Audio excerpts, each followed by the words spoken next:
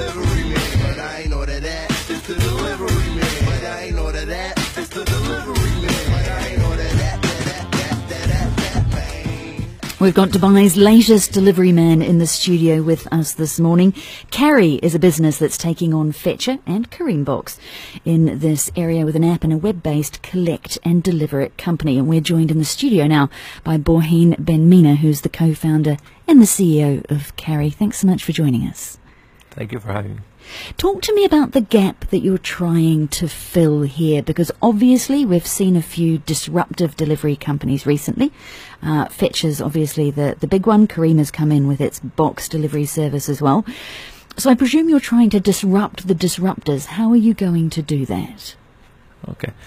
So here what you're trying to do with Carry is really cater to some trend that's in the market, which is fast delivery. I mean, a lot of the customers request same-day delivery. Only a few vendors offer it. I mean, obviously the large ones, Souk or Amazon globally do that as a standard, but you have a long tail of merchants who don't have the ability to do it just because the providers are not there.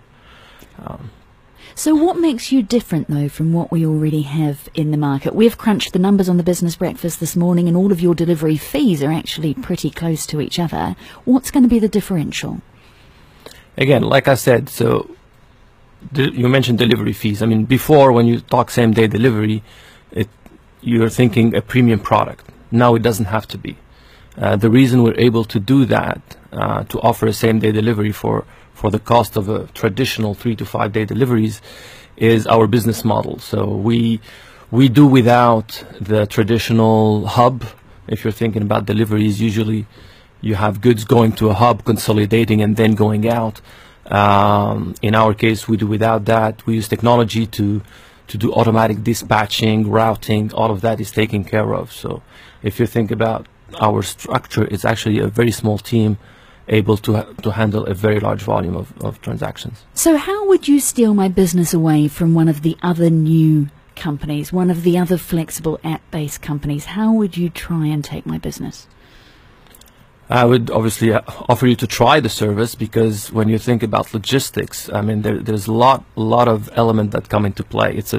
It's really about building an ecosystem. I mean, you've probably been on the receiving end of deliveries and had mixed experiences, whether it's, you know, drivers calling you 3 times ahead of time, just confirming location that you've already put in the system, or any sort of follow-up with customer service and things like that. So we've really built a platform that aggregates all of these services, give full transparency. Basically, we give it to the customer to basically have a remote control of exactly how they want this delivery to happen.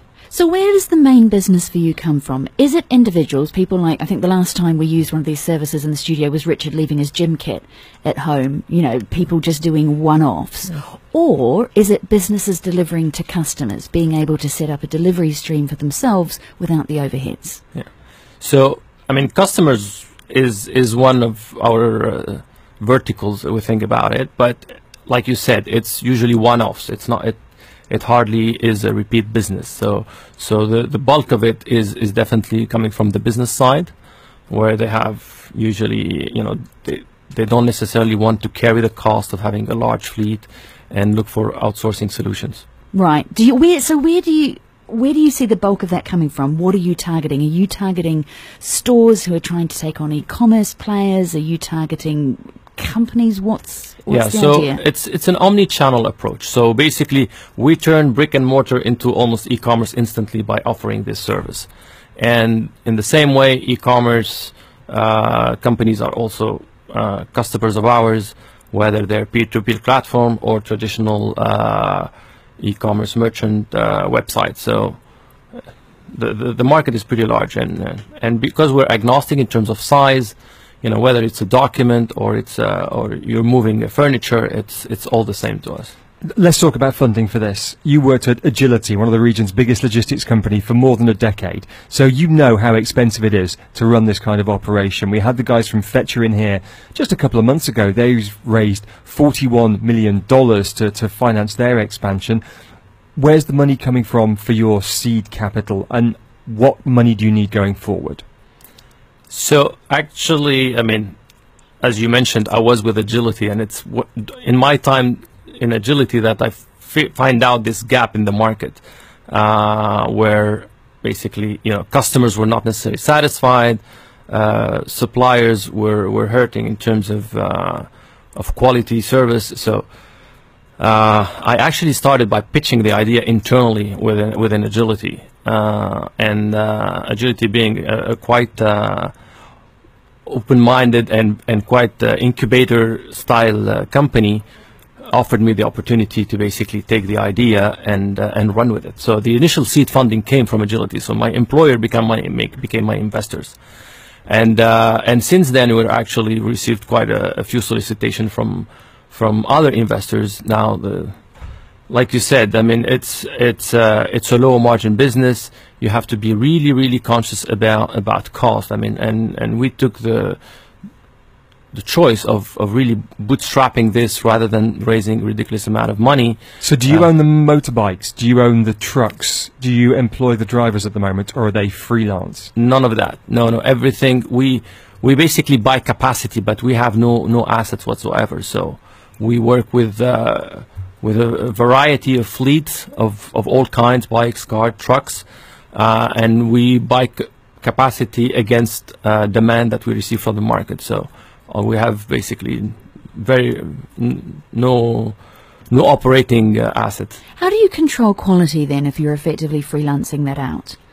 This is where technology comes in play. I mean, technology allows you to really today monitor live every single piece of the operation. A driver taking a pit stop comes an alert. The driver's spending time with a customer for too long becomes an alert. So, and same thing with basically facilitating the direct interaction between customers and drivers. So basically we're a technology first company. I mean, our staff is more than 50% technical. And is it individuals? Because I did notice on your website there was a button where you could sign up if you wanted to be a driver. I mean, are you taking individuals? Could Malcolm probably raise a few extra dirhams by doing a few hours after the business breakfast ends? Or that might be down the line. I mean, today we have regulation in the market that don't allow you to employ individuals. In Saudi, for example, where we're launching now, we are able to do that. Egypt as well. But no, closer to here or Kuwait, that's not yet on the table. So what's going to be the differentiator in this battle of the new technology-based logistics company? And Brandy mentioned Fetcher and Kareem Box, they're the obvious competitors. And now there's you. On the surface, to me as a customer, you look very similar. You're all solving the same problem, all doing it in, broadly speaking, the same way. What will make the difference between you? The difference is definitely quality. I mean, if you look at logistics in general, it's a very fragmented market. I mean, the broader logistics, you have players like DHL who have 5% market share and they're the number one. So I think you will continue to have multiple players. It's not one player wins it all. It's not. You can't really compare it to the passenger transport or anything like that. So it really comes. It's a long game. So you have to have an impeccable service, and like I mentioned before, you have to really be, from an investor perspective, you have to run an operation really very cost efficiently. You can't allow to have a high burn and keep throwing money, just to subsidize operations. Yeah, I was going to ask about that, because what we've certainly seen globally in the food delivery space and in the ride-hailing space is companies undercutting themselves on cost until they have the market share. But you're saying that's not what's happening in this industry. There is some of that. I mean, very recently, I think there was a lot of pressure on pricing. So some players are taking that view that we're going to sort of go for market share and push everybody out, and then maybe we can go back and raise prices. But this is not, I don't think it's the case when it comes to delivery. I think you have to have the discipline to really control your cost. You have to have the discipline of finding, obviously, ways to increase your share of wallet from your customers, listen to their needs, and then take it wherever they take you. So what's the exit strategy, or are you looking for one? I mean, we've seen Majid Al Futtaim investing in Fetcher, which has given them a great footprint in the Majid Al Futtaim malls for delivery there. Where are you looking for future investors and tie-ups? So, like I said, investors, I think the region is come around, and there's a lot of people looking at this market. So investors are abound out there. Exit strategy, to be honest, is not something of, it's not an immediate thought. I mean, we're not backed by traditional venture capital. We're backed by corporate venture capital. So they take a longer view, and we take a longer view as well. So it's really about making this operation profitable very quickly. Like I said, maintaining an excellent quality of service. And I think, like I said, the market is growing. Especially when you think about same day delivery, we're still at less than 15% penetration. So there's a long way to go there. Well, thanks very much for joining us on the show this morning. Borhene BenMena is the co-founder and CEO of Carry. We appreciate your time. Thank you. Dubai.